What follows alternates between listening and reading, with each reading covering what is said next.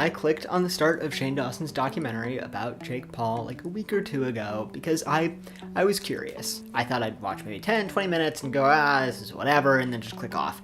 And I ended up watching the entire series in like 2 days.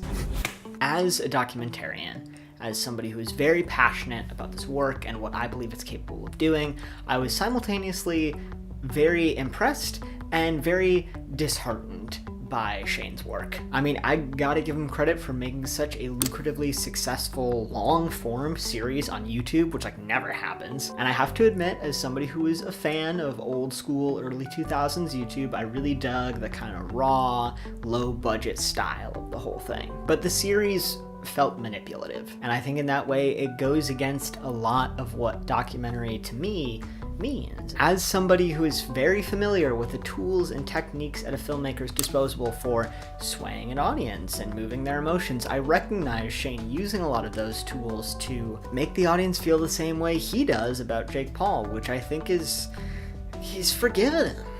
I believe movies and TV are more than just entertainment. They can be wells of knowledge and conversation, ways of hosting and starting very difficult discussions. But the Jake Paul documentary was crafted in a way that encourages the audience to just absorb and accept whatever conclusions the director, Shane Dawson, came to, regardless of whether or not they align with your personal beliefs. So I wanted to pull back the filmmaker curtain a little bit and talk about 3 of the ways I think Shane Dawson manipulated his audience with this series on Jake Paul, starting with the interview.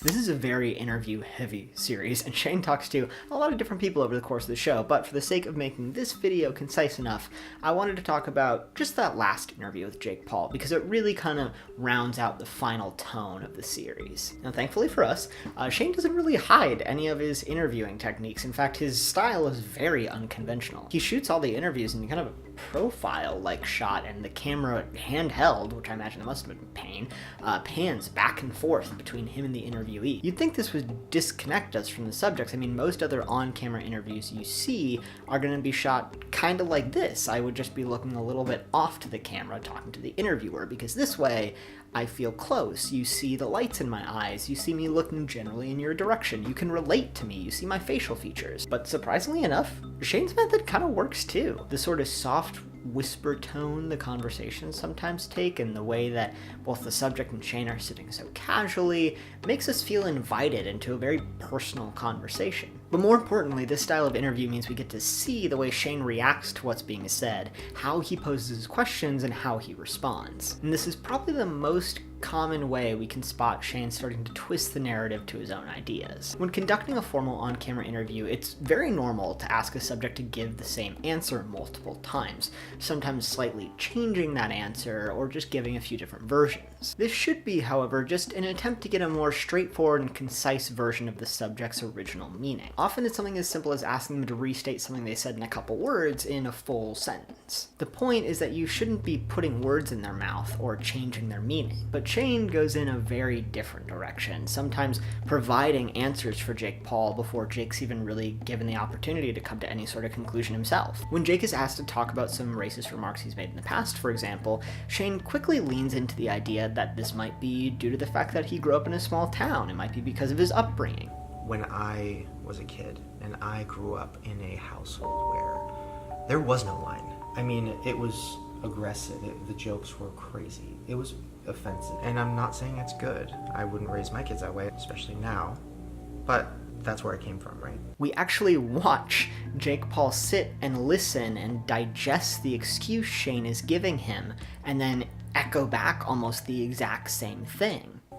Yeah, like our friend group is very much like kind of that same way, like the way we were raised, like it was crazy, like there was like no line, like very like high school locker room type like vibes. Like it's almost impossible to tell if this is how Jake actually feels or if he's just thought of this now and is rolling with it because it gives him an out on his previous behavior. By doing this, the audience doesn't really get to see Jake sit in the hot seat very much. His initial answer to claims of him being racist or making racist remarks was a very laissez-faire, oh, it was just guys being guys, we were joking around. Anything was a joke to us. It was all just jokes, and like that was best friends, like that was like our comedy. That answer doesn't get get to sit with us for very long before Shane provides an alternate excuse. Do you think that experience made you change a little bit? Because I didn't notice any of that. Granted, I was there was a camera, whatever. And honestly, this becomes a sort of jumbled, dishonest answer for a very complicated issue: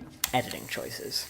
There's a lot of editing going on in this series, from jump cuts to B-roll to archival footage to reviews of the series as it's going on to an almost constant underlayer of music. All of these elements, whether they're posed alongside or on top of interviews, add an extra layer of context and depth to the story as a whole, but are they too heavy-handed? Are they saying too much? I would argue yes, particularly when it comes to that last episode. The first few installments of the series include a very typical investigative doc-style music that's meant to rev up the audience, get us intrigued, and pay attention to the details.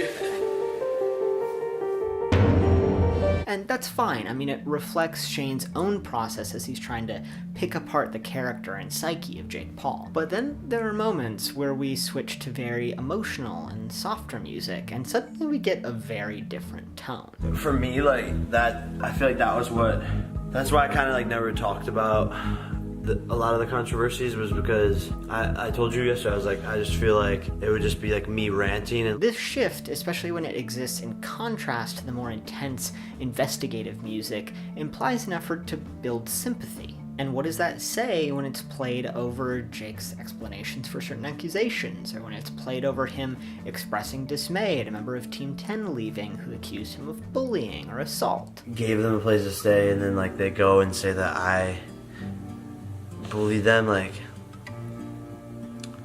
and was racist, like, when I was, like, the first person that they would ever even, like, feel comfortable to speak English with. Like, the early parts of this series invite the audience to analyze and question what Jake says, but how are we supposed to do that when the music playing under everything he's saying, which Shane picked, is telling us to sympathize with Jake's words? It doesn't leave the audience breathing room to question. The danger of saying everything.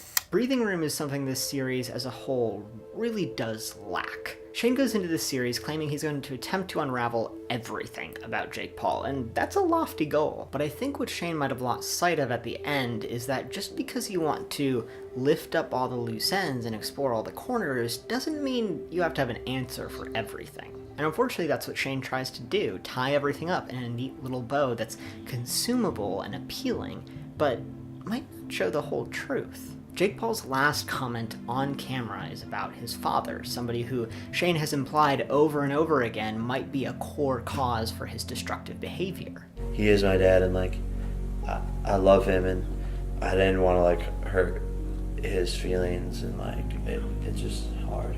After the statement by Jake Paul, which goes unquestioned or unfollowed by Shane, we cut to a montage which features some of that emotional, sympathetic music I mentioned earlier.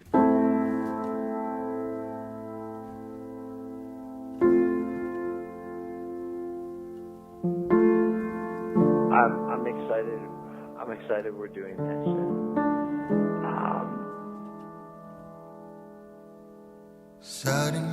I would argue that by ending with a statement about Jake's dad, which goes unquestioned by Shane, and then cutting to this montage, Shane's implying that all of the controversy around Jake Paul, all of the harm he's done, can be explained by his tumultuous relationship with his father. And there might be some truth to this. To be fair, children are in a lot of ways a result of their parents. But it also simplifies a very complex figure, somebody who has a lot of fame and power in today's world.